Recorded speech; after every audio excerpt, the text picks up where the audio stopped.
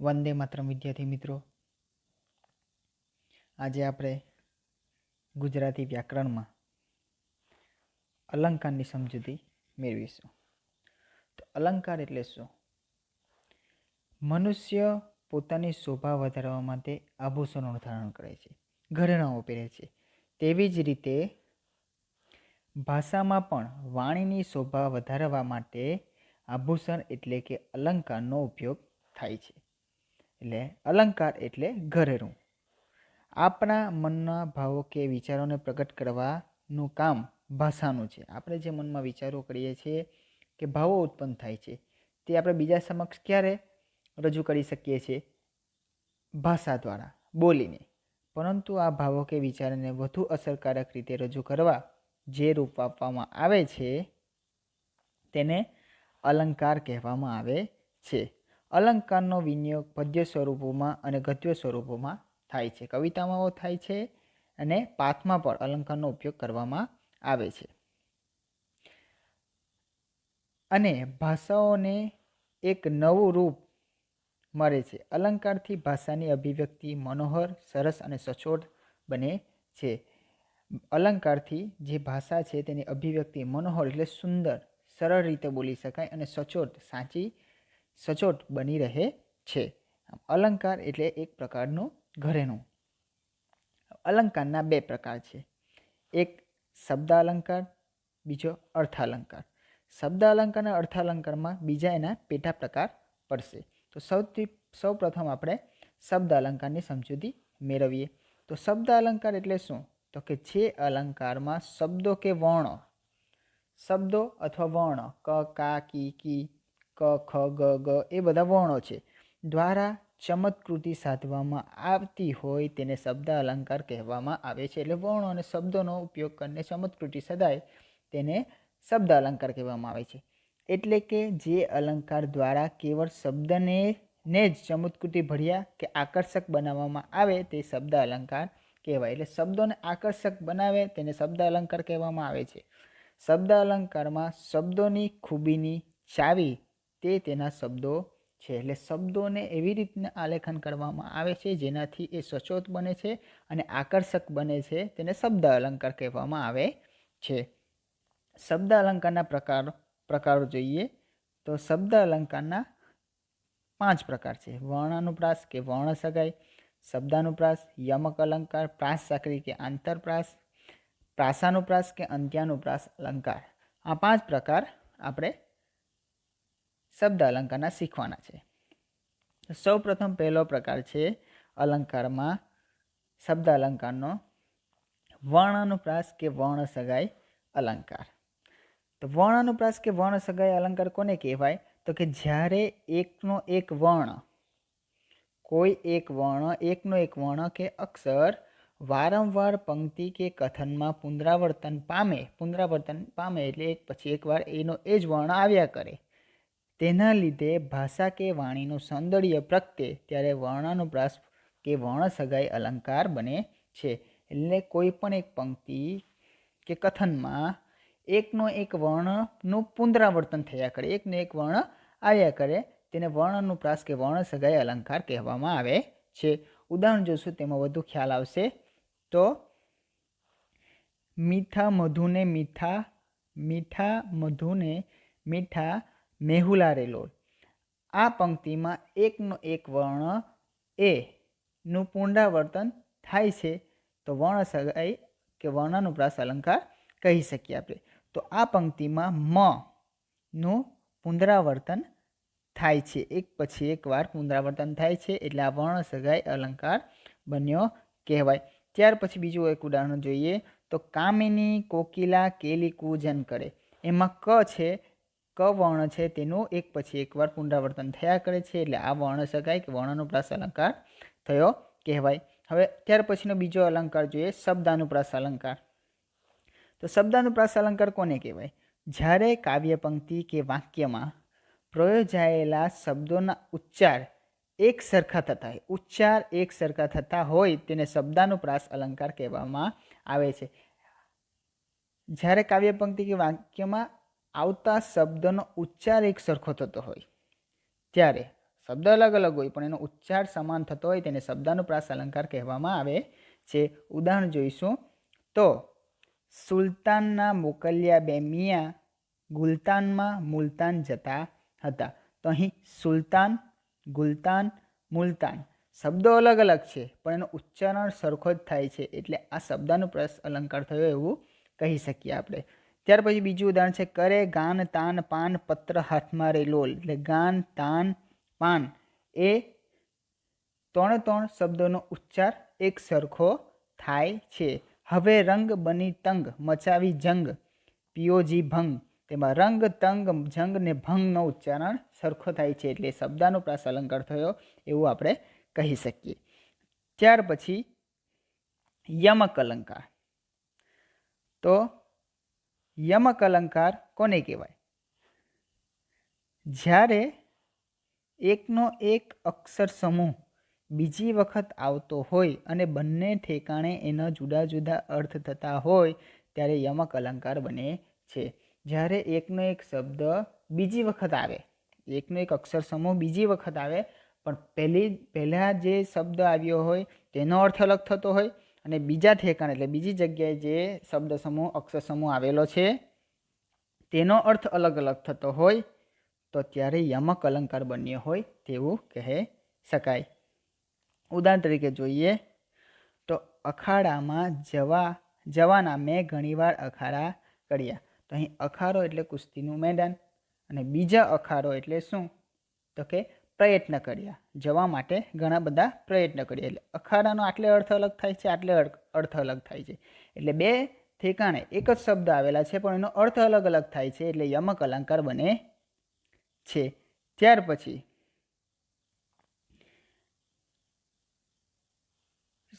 પછી બીજું જોઈએ કે સુરતી તારી રડતી સુરત. તેમાં સુરતનું નામ છે અને બીજી સુરત એટલે ચહેરો છે. આમ અલગ અલગ બે અર્થ થાય છે એક જ શબ્દના. ત્યાર પછી બીજું ઉદાહરણ જોઈએ તો જવાની તો જવાની. જવાની એટલે યુવા અવસ્થા ને જવાની એટલે વીતી જવાની છે. ત્યાર પછી બીજું એક ઉદાહરણ જોઈએ કે તપેલી તો તપેલી છે. તપેલી તો તપેલી છે. એક તપેલી એટલે શું? તો કે દૂધ કે એવું મૂકવાનું વાસણ જે આવે તે, ને તપવું એટલે ગરમ થવું. આમ એક જ બે અલગ અલગ શબ્દ, એક જ જેવા શબ્દ બે અલગ અલગ જગ્યાએ આવે પણ એનો અર્થ અલગ થાય ત્યારે યમક અલંકાર બન્યો હોય એવું આપણે કહી શકીએ. ત્યાર પછી આપણે જોવાના છે પ્રાસ સાંકળી આંતરપ્રાસ અલંકાર.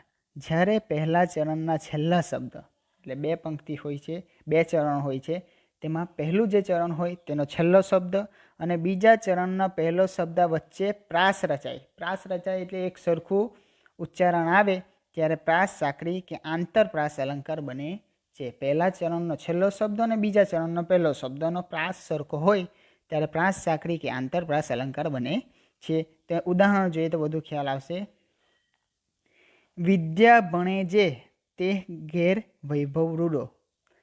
તો અલંકારની વ્યાખ્યા પ્રમાણે પહેલા ચરણનો છેલ્લો તો જે ને બીજા ચરણનો પહેલો જે તે સરખો પ્રાસ બેસે છે. વિદ્યા ભણ્યો જે તે સદા વ્રત આપે. જે તે બંને સરખો પ્રાસ થાય છે. જાણી લે જગદીશ શીશ સદગુરુ ને નામી. તો દીશ ને શીશ સરખો પ્રાસ બેસે છે. ત્યાર પછી મહેતાજી નિશાએ આવ્યા લાવ્યા પ્રસાદને કર્યો ઉત્સવ. આવ્યા લાવ્યા પહેલા ચરણનો છેલ્લો શબ્દ અને બીજા ચરણનો પહેલો શબ્દનો પ્રાસ સરખો હોય એટલે કયો અલંકાર બન્યો કહેવાય? તો કે પ્રાસ સાંકળી કે આંતરપ્રાસ અલંકાર બન્યો હોય એવું કહી શકાય. ત્યાર પછી પાંચમો અલંકાર જોઈએ પ્રાસાનુપ્રાસ કે અંત્યાનુપ્રાસ. એનો અર્થ જોઈએ જ્યારે બે પંક્તિઓ કે ચરણના અંતે એક સરખા ઉચ્ચારણવાળા શબ્દો આવે ત્યારે અંત્યાનુપ્રાસ અલંકાર બને છે. જ્યારે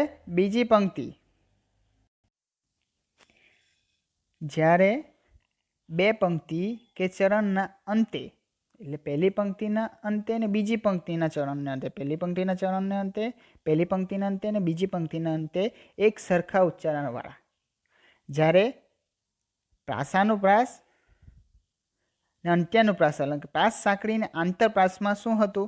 તો કે પહેલા ચરણનો છેલ્લો શબ્દ અને બીજા ચરણનો પહેલો શબ્દ. જ્યારે અંત્યાનુપ્રાસ ને પ્રાસાનુપ્રાસમાં શું? તો બે પંક્તિમાં ને કે ચરણને અંતે, બંને પંક્તિને ચરણને અંતે એક સરખા ઉચ્ચારણવાળા શબ્દો આવે ત્યારે અંત્યાનુપ્રાસ અલંકાર બન્યો હોય એમ કહી શકાય. ઉદાહરણ તરીકે આપણે જોઈએ તો દેહ પર તીણા ઉજળતા નહોરના થીજી રહ્યા છે આજ ઠંડા પહોળના. તો પહેલી પંક્તિ પહેલા ચરણનો છેલ્લો શબ્દ અને બીજા ચરણનો પણ છેલ્લો શબ્દનું ઉચ્ચારણ સરખું થતું હોય ત્યારે અંત્યાનુપ્રાસ અલંકાર થયો હોય એવું કહી શકીએ. બીજો એક ઉદાહરણ લઈએ. જેની જશોદા માવલડી ચરાવે ગોકુલ ગાવલડી. માવલડી અને ગાવલડી બંનેનો ઉચ્ચારણ સરખો જેવો થાય છે એટલે અહીં અંત્યાનુપ્રાસ અલંકાર કે પ્રાસાનુપ્રાસ અલંકાર બન્યો હોય એવું આપણે કહી શકીએ. એક હજુ ઉદાહરણ લઈ લઈએ. પહેલાં તે જાગ્યું અભલું ને પછીથી જાગી ભોમ. પહેલાં તે જાગ્યા ભાણજી પછીથી સૂતો સોમ. ભોમ અને સોમ બંનેનો ઉચ્ચારણ સરખો જ જેવો થાય છે એટલે અંત્યાનુપ્રાસ અલંકાર થયો હોય એવું આપણે કહી શકીએ. હવે આવે છે અર્થ અલંકાર. શબ્દ અલંકાર અહીં પૂર્ણ થાય છે. હવે અર્થ અલંકાર આવે છે. તો અર્થ અલંકાર એટલે શું? તો જે અલંકારમાં અર્થ દ્વારા ચમત્કૃતિ સાધવામાં આવે તેને અર્થ અલંકાર કહે છે. શબ્દ અલંકારમાં શબ્દ દ્વારા કે વર્ણ દ્વારા ચમત્કૃતિ સાધવામાં આવે છે. જ્યારે અર્થ અલંકારમાં અર્થ દ્વારા, શબ્દ દ્વારા નહીં પણ એનો અર્થ જે હોય તેના દ્વારા ચમત્કૃતિ સધાય તો તેને અર્થ અલંકાર કહેવામાં આવે છે. આ અલંકારમાં શબ્દ કે વર્ણનું નહીં પરંતુ અર્થનું મહત્વ વધારે હોય છે. આમાં શબ્દ કે વર્ણનું મહત્વ નહીં, શબ્દ અલંકારમાં શબ્દ અને વર્ણનું વધારે પડતું મહત્વ હોય છે, જ્યારે અર્થ અલંકારમાં અર્થનું સૌથી વધુ મહત્વ હોય છે. હવે અર્થ અલંકાર આપણે શીખવા માટે કેટલીક બાબતો ધ્યાનમાં રાખવી પડે. તો એમાં છે પહેલી ધ્યાનમાં રાખવાની બાબત તો કે ઉપમેય. તો ઉપમેય કોને કહેવાય? જે વસ્તુ, પદાર્થ કે વ્યક્તિને સરખાવવામાં આવે તેને ઉપમેય કહેવામાં આવે છે. એટલે જે વસ્તુને સરખાવવામાં આવે છે, પદાર્થ કે વ્યક્તિને સરખાવવામાં આવે છે તેને ઉપમેય કહેવામાં આવે છે. અને બીજું ઉપમાન. તો ઉપમાન કોને કહેવામાં આવે છે? જે વસ્તુ, પદાર્થ કે વ્યક્તિ સાથે સરખાવવામાં આવે છે તેને ઉપમાન કહેવામાં આવે છે. વસ્તુ, પદાર્થ કે વ્યક્તિને સરખાવવામાં આવે છે તેને ઉપમેય કહેવામાં આવે છે. અને વસ્તુ, પદાર્થ કે વ્યક્તિ સાથે સરખાવવામાં આવે તો તેને ઉપમાન કહેવામાં આવે છે. એટલે એકમાં સરખાવવાનું છે ને એકમાં એની સાથે સરખાવવામાં આવતું હોય તેને ઉપમાન કહેવામાં આવે છે. એટલે ઉપમેય અને ઉપમાનની વ્યાખ્યામાં થોડો જ અંતર છે. હવે ત્યાર પછી ઉપમાવાચક કે વાચક પદો. ઉપમેયની ઉપમાન સાથે સરખામણી કરતી વખતે સમ, સમાન, તુલ્ય, જેવું, સમવડું જેવા શબ્દોનો પ્રયોગ કરવામાં આવે છે. આ સરખામણી સૂચવતા શબ્દને ઉપમાવાચક કે વાચક પદો કહેવામાં આવે છે. ઉપમેય અને ઉપમાનની સરખામણી જ્યારે કરવામાં આવતી હોય તે વખતે સમ, સમાન, તુલ્ય, સમવડું જેવા શબ્દોનો પ્રયોગ કરવામાં આવે છે તે ઉપમાવાચક પદો કે વાચક પદો તરીકે ઓળખાય છે. ત્યાર પછી ચોથું સાધારણ ધર્મ. ઉપમેયને ઉપમાન સાથે કોઈ એક સમાન ગુણને બાબતમાં સરખાવવામાં આવે છે એ ગુણને સાધારણ ધર્મ કહેવામાં આવે છે. ઉપમેય અને ઉપમાનને જ્યારે સરખાવવામાં આવે તો બે સમાન ગુણોના આધારે સરખાવવામાં આવતું હોય ને તો એ સરખાવવાની બાબતને, એ સમાન ગુણને સાધારણ ધર્મ કહેવામાં આવે છે. શબ્દ અલંકાર તો આપણે જોયા. અર્થ અલંકારમાં અર્થ દ્વારા ચમત્કૃતિ સધાય પણ થોડીક ધ્યાનમાં રાખવાની બાબતો છે. તેમાં ઉપમેય છે, ઉપમાન છે, ઉપમાવાચક કે વાચક પદો છે અને સાધારણ ધર્મ કોને કહેવાય તે આપણે જોયું. હવે આપણે અર્થ અલંકારના પ્રકાર જોઈશું. તેમાં ઉપમા અલંકાર, રૂપક અલંકાર, ઉત્પ્રેક્ષા, વ્યતિરેક, અનન્વય, શ્લેષ, વ્યાજ સ્તુતિ, સજીવારોપણ, અપન્હુતિ, અતિશયોક્તિ અને દ્રષ્ટાંત અલંકાર આપણે જોવાના છે. હવે આપણે વિસ્તારપૂર્વક અલંકારની માહિતી મેળવીએ, અર્થ અલંકારની માહિતી મેળવીએ. તો સૌ પ્રથમ છે ઉપમા અલંકાર. તો ઉપમા અલંકાર કોને કહેવાય? તો જ્યારે ઉપમેયને ઉપમાન સાથે સરખામણી કરવામાં આવે ત્યારે ઉપમા અલંકાર બને છે. જ્યારે ઉપમેયની ઉપમાન સાથે સરખામણી કરવામાં આવે છે ત્યારે ઉપમા અલંકાર બને છે. બે જુદી જુદી વસ્તુઓ વચ્ચે કોઈ એક ખાસ ગુણ અંગે સરખામણી કરવામાં આવે. બે અલગ અલગ વસ્તુ છે તો એ બે વચ્ચે કોઈ એમનો એક ખાસ ગુણ હોય તેના દ્વારા તેની સરખામણી કરવામાં આવે અથવા ઉપમેયની ઉપમાન સાથે સરખામણી કરવામાં આવે તો ઉપમા અલંકાર બને છે. ઉદાહરણ તરીકે આપણે લઈએ તો એક બે વસ્તુની સરખામણી કરવામાં આવે તો અમારા એ દાદા વિપુલ વડના ઝુંડ સરખા. તો અહીં દાદાની સરખામણી વિપુલ વડના ઝાડવા સાથે કરવામાં આવી છે. દાદાની સરખામણી વડના વટવૃક્ષ સાથે કરવામાં આવી છે અને સરખા શબ્દ દ્વારા એ બેની સરખામણી કરવામાં આવી છે. તો દાદા અને વિપુલ વડની સરખામણી એકબીજા સાથે કરવામાં આવી છે એટલે અહીં દાદા એ ઉપમેય અને વિપુલ વડ એ ઉપમાન બનશે. તો એકબીજાની એટલે એક વસ્તુની ઉપમેયની ઉપમાન સાથે સરખામણી કરવામાં આવે તેને ઉપમા અલંકાર કહેવામાં આવે છે. ત્યાર પછી બીજું જોઈએ, દમયંતીનું મુખ ચંદ્ર સમાન સુંદર છે. તો અહીં સમાન એ શું છે? તો સરખામણી કરતો શબ્દ છે.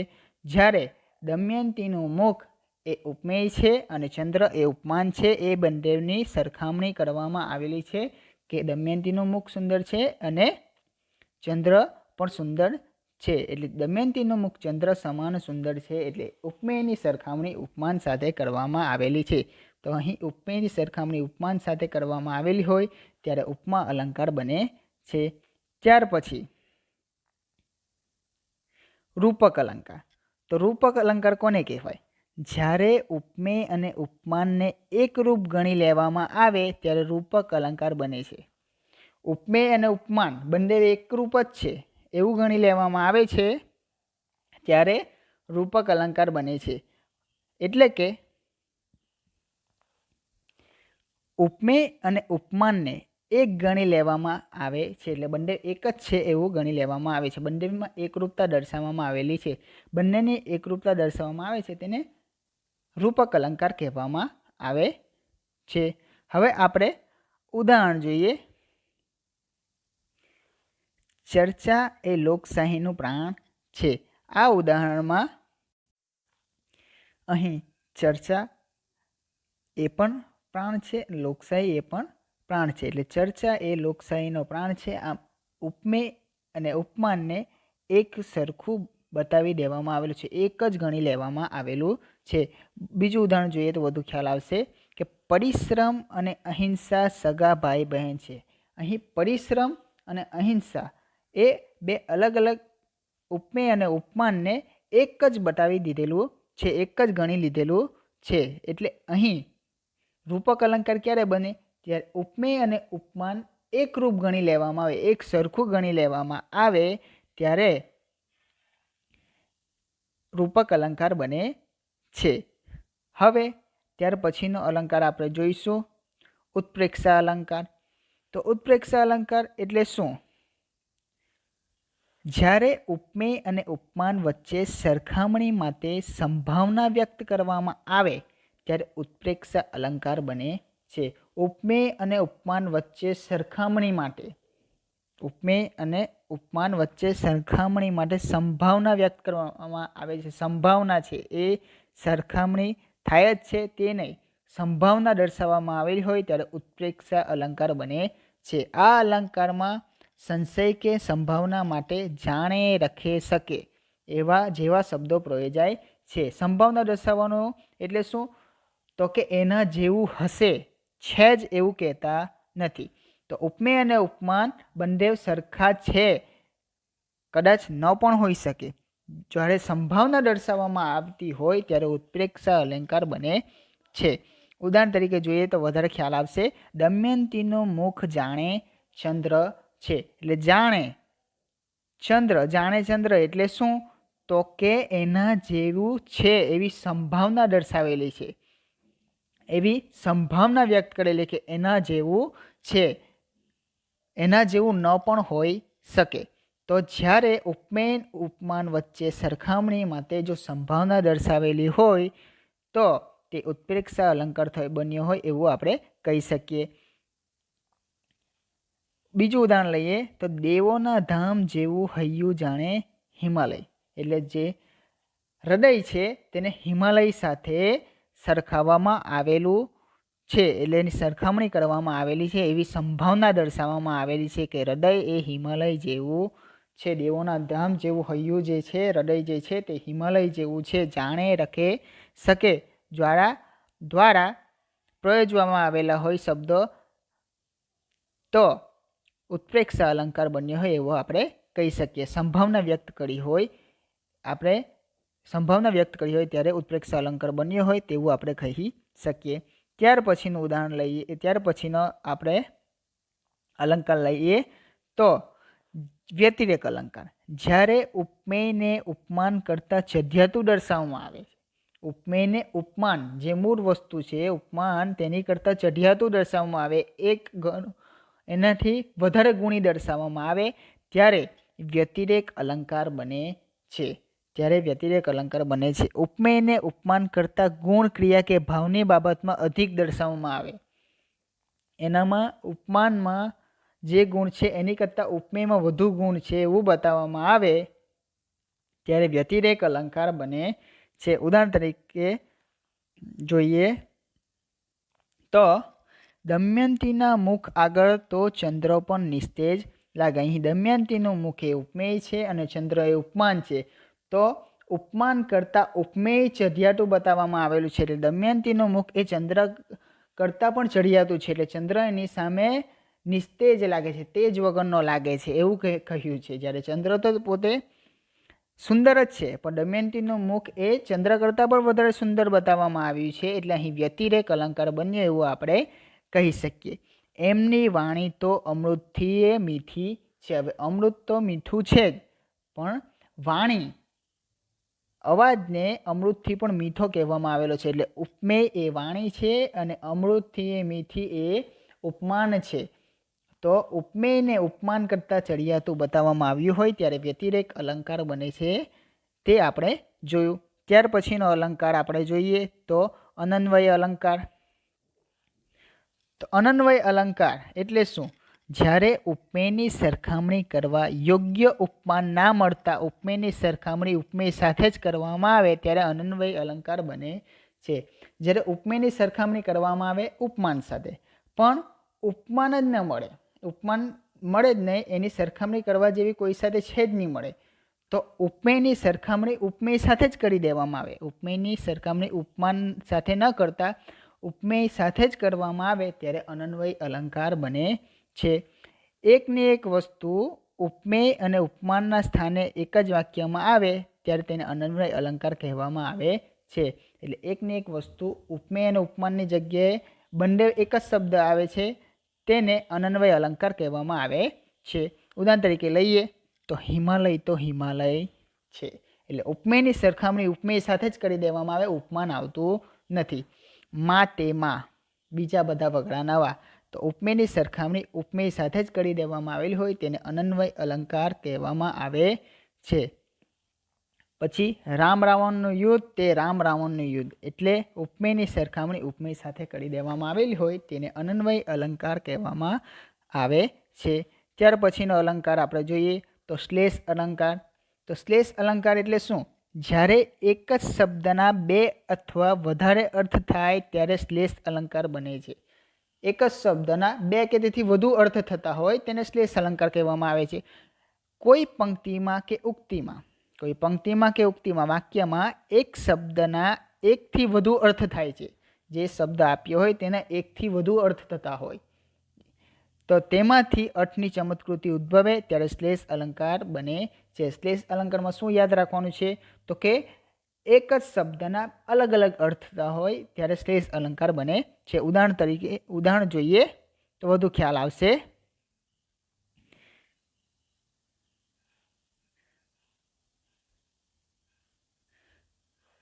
ચોમાસું આવતા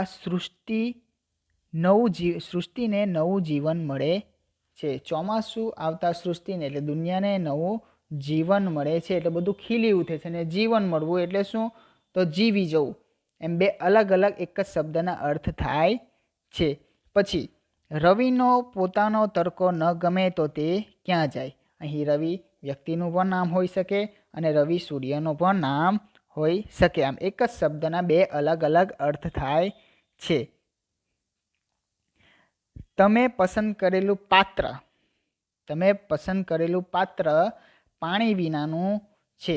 એટલે અહીં પાત્ર એનો અર્થ શું થશે? તો કે વાસણ અથવા તો વ્યક્તિ થઈ શકે. વાસણ પણ થઈ શકે અને વ્યક્તિ પણ થઈ શકે. અને પાણી એટલે શું? તો કે પાણી એટલે જળ પણ થઈ શકે અને શક્તિ પણ થઈ શકે, કે તાકાત વગરનું છે એવું પણ થઈ શકે. આમ પહેલું ઉદાહરણ જોયું એમાં જીવન એટલે જિંદગી થાય અને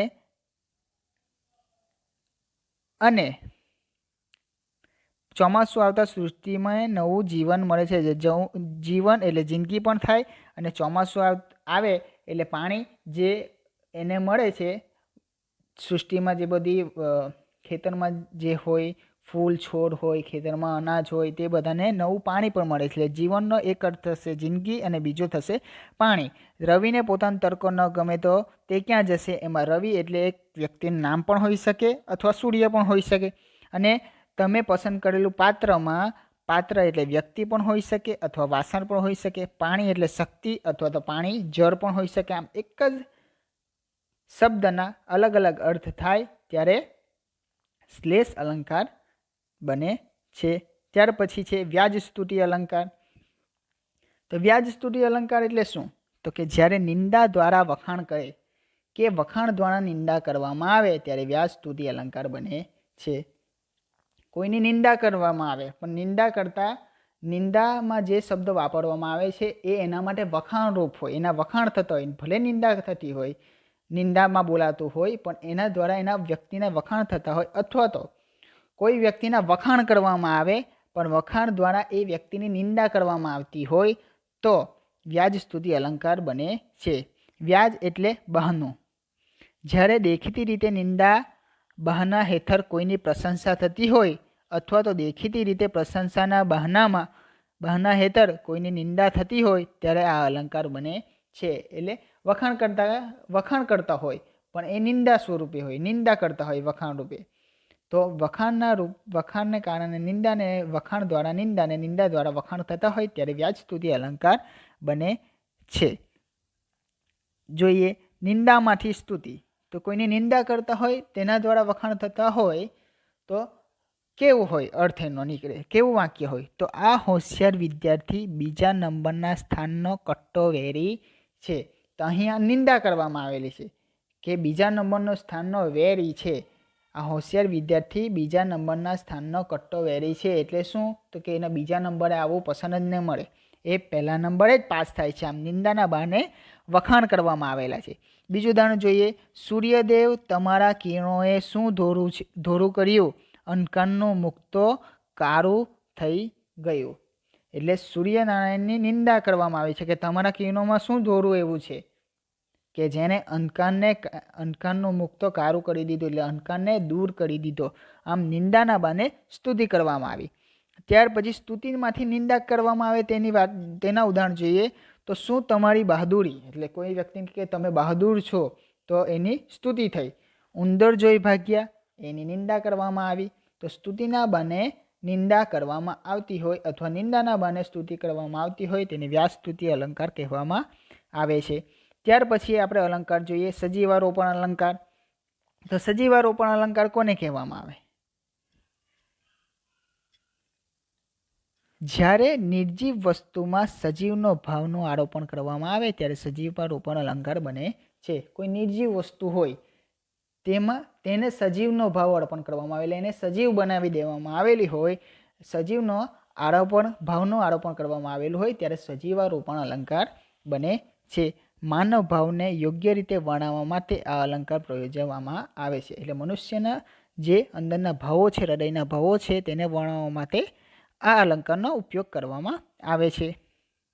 હવે ઉદાહરણ જોઈએ તો ઉગી જવાય વાડે જો આ ક્ષણે વતન હોય, ઉગી જવાય વાળે જો આ ક્ષણે વતન હોય.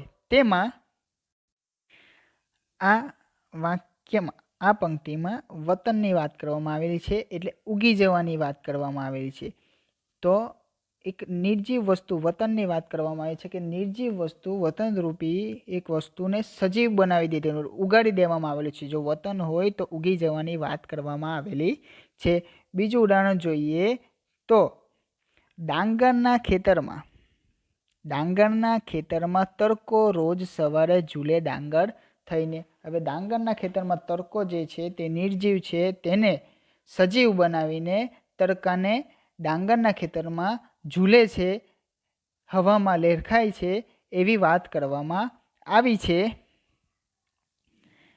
તો અહીં આ વાક્યમાં આ અલંકારમાં સજીવારોપણ અલંકાર ક્યારે બને? જ્યારે કોઈ નિર્જીવ વસ્તુમાં સજીવના ભાવનું આરોપણ કરવામાં આવે છે ત્યારે સજીવારોપણ અલંકાર બન્યું હોય એવું આપણે કહી શકીએ.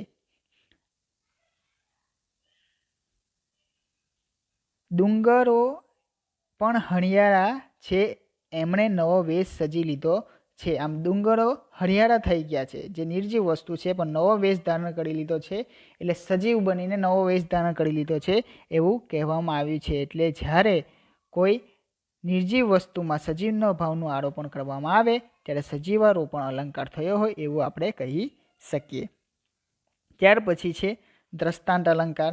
તો દ્રષ્ટાંત અલંકાર કોને કહેવાય? જ્યારે એક વાક્યની વિગતોનું પ્રતિબિંબ બીજા વાક્યમાં પડે ત્યારે આ અલંકાર બને છે. એક વાક્યનું પ્રતિબિંબ બીજા વાક્યમાં, એટલે આ અલંકારમાં ઉપમેય અને ઉપમાન વચ્ચે સરખામણીનો ભાવ હોતો નથી. ઉપમેય અને ઉપમાન વચ્ચે સરખામણી થતી નથી, પણ એક વાક્યનું પ્રતિબિંબ બીજા વાક્ય પર પડે છે. ઉદાહરણ તરીકે લઈએ તો કારું કલંક પણ ચંદ્રની શોભા વધારે છે. કારું કલંક પણ ચંદ્રની શોભા વધારે છે. આ એક વાક્ય છે, એનું પ્રતિબિંબ બીજા વાક્ય પર પડશે. તેમ ઉકરડો એ ગામની શોભા વધારે છે. ઉપમેય અને ઉપમાનની સરખામણી નથી, પણ એક વાક્યનું પ્રતિબિંબ બીજા વાક્ય પર પડે છે. કારું કલંક જે ચંદ્રમાં છે એ ચંદ્રની શોભા વધારનારું છે.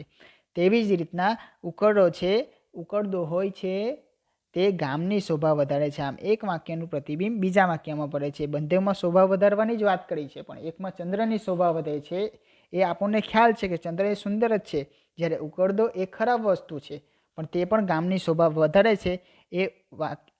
એવું આ વાક્યમાં ઉદાહરણમાં કહ્યું છે. એટલે એક વાક્યનું પ્રતિબિંબ સરખું જ છે, વાક્ય સરખા જેવું જ છે, શોભા વધારનારું જ છે, પણ પ્રતિબિંબ બીજા વાક્ય પર પડે છે ત્યારે દ્રષ્ટાંત અલંકાર, એટલે એક વાક્ય ઉદાહરણ રૂપે બીજું વાક્ય મૂકવામાં આવેલું હોય તેને દ્રષ્ટાંત અલંકાર કહેવામાં આવે છે.